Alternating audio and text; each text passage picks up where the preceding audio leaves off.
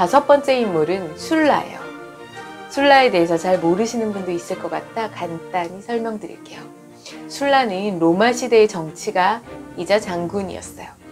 카이사르 이전의 사람이었고 철저한 원로주의자였습니다. 그는 뛰어난 술수와 군사적인 재능으로 군대를 이끌고 로마에 2번이나 진격했고 독재관이 되어서 반대파에 대한 무자비한 숙청으로 공포 정치를 실시했어요. 술라 이후에 카이사르가 등장하게 되고 카이사르는 술라가 행했던 방침에 정반대 방향으로 로마가 나아가도록 만들어서 재정의 길을 열었습니다. 술라는 싸움터의 사령관으로서 최고의 인물이었습니다.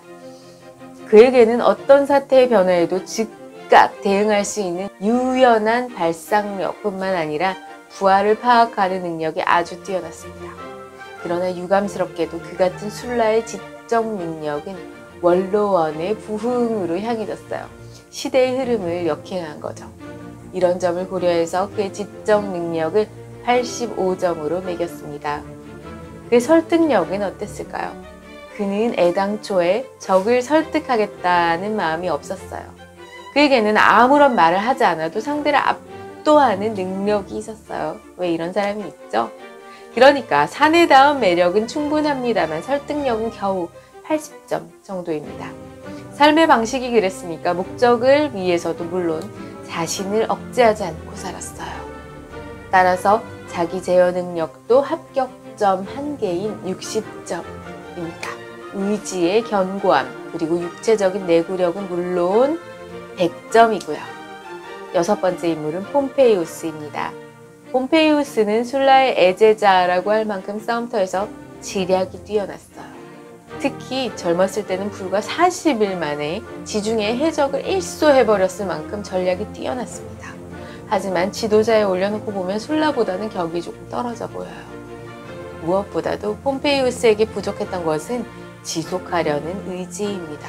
원래 그에게 이렇게 하고 싶다는 의지가 있었을까라는 의문이 들 정도예요. 폼페이우스는 스스로 목표 설정을 하지 못하는 타입이라고 할 수 있습니다. 타인에게서 목표가 주어지면 그것을 능숙하게 해결할 수는 있지만 스스로는 목표를 만들어내지를 못해요. 그런 의미에서 그는 일종의 모범생 타입이었는지도 모르겠습니다. 일곱 번째 인물은 클레오파트라입니다. 클레오파트라 참 유명하죠. 클레오파트라는 그리스어나 라틴어는 물론 이집트 민중의 말까지 이해할 정도로 재능이 뛰어난 여왕이었습니다. 하지만 리더의 조건 중에 지적 능력은 이런 종류의 지적 능력은 아니죠. 즉 리더, 그녀에게 있어서는 이집트의 주인으로서 백성들을 책임져야 하는 능력에 해당합니다. 그녀는 안토니우스만 조정하면 이집트가 지중해 절반을 지배할 수 있다고 믿었는데 이는 그녀의 지적 능력 수준이 현실 인식 능력조차 되지 않는다는 것을 반증합니다. 당시 로마는 왜 이집트를 다른 나라들처럼 속주로 삼지 않고 그녀의 지위를 보장시켜주면서 동맹국의 수준을 유지했을까요? 그 이유는 이집트의 역사와 관련이 있습니다. 이집트에서는 역대 왕은 모두 신으로 여겼어요. 따라서 이러한 이집트를 로마가 직접 지배하면 공화정인 로마에는 사람이 신이라는 사상이 없으니까 문화 마찰이 일어날 것이 분명하잖아요. 그래서 로마는 이집트를 일부러 동맹국으로 남겨두고 클레오파트라의 여왕 자리를 인정해 주었습니다. 하지만 클레오파트라는 이러한 상황을 파악할 수준의 지적 능력이 안 됐던 거예요. 그래서 이것이 그녀의 지적 능력에 낮은 점수를 준 이유입니다. 여덟 번째 인물, 아우구스투스입니다. 아우구스투스는 로마 제정의 길을 연 가장 위대한 지도자로 손꼽힙니다. 하지만 시오노 나나미의 점수는 그다지 높지 않아요. 시오노 나나미의 설명을 들어볼게요. 아우구스투스의 자기 제어 능력과 지속하려는 의지는 말할 것도 없이 100점을 주어야 합니다. 현실을 직시하지 않는 원로원을 상대로 참을성 있게 술책을 펴가며 마침내 제국을 이루어냈으므로 자신을 제어하는 능력은 완벽에 가깝습니다. 또 그렇게 고생해서 자신이 로마의 사실상의 지배자가 되었지만 사치도 하지 않고 게으름도 피우지 않았습니다. 권좌에 오른 후에도 실증을 느끼지 않고 제국의 기초를 다지는 데 힘을 기울였으므로 그의 지속하려는 의지 또한 완벽에 가깝습니다.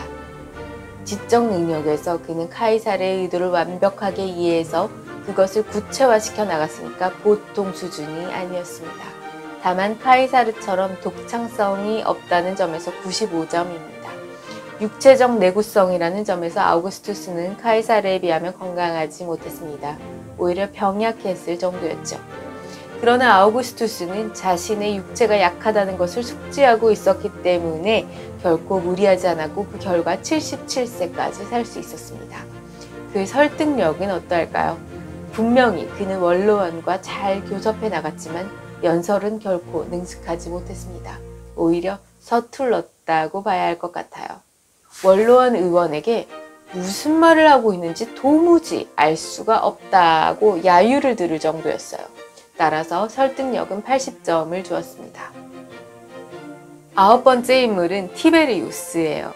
아우구스투스의 뒤를 이은 황제가 티베리우스입니다. 티베리우스에게는 설득력과 자기 제어 능력을 낮게 평가했어요. 로마 제국은 카이사르가 설계도를 그리고 아우구스투스가 그 기초를 구축한 장대한 건축물이었습니다. 이 건축물이 과연 지속될 수 있는지는 다음 황제인 티베리우스의 손에 달렸는데 티베리우스는 그 역할을 훌륭하게 해내서 그 후에 로마 제국은 그 설계된 길로 꾸준히 나아갈 수 있게 되었습니다. 이것은 분명 티베리우스의 공이라고 할 수 있어요. 티베리우스는 치세 기간 중에 철저하게 긴축 재정을 실시해서 로마 제국의 재정을 안정시켰고 또 아우구스트가 실행에 옮겼던 게르마니아 원정을 취소해버려요. 그래서 라인강의 방위선을 지켰고 나아가서 도나우의 방위선도 지켰습니다. 이처럼 수수하면서도 내실 있는 일을 제대로 수행할 수 있었던 것은 그가 지적 능력, 지속하려는 의지, 육체적인 내구력의 소유자였기 때문입니다. 그러나 티베리우스에게는 설득력이 없었어요. 황제인데도 수도 로마와 떨어져서 카프리의 별장에 혼자 틀어박혀서 일을 했습니다. 그러니까 설득력은 낙제점인 50점밖에 줄 수가 없고 또 자기 제어 능력도 70점인 것입니다.